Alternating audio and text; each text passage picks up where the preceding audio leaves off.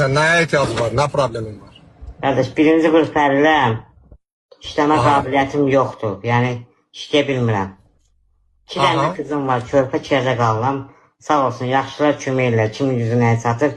Torpaq Ben almaq indi Instagram'a da sensin video attım. Bununla bağlı ki yardım köyüyle video çektim, paylaştım ki Instagram'da video çok bakılır. İşleme kabiliyetin yoktu da.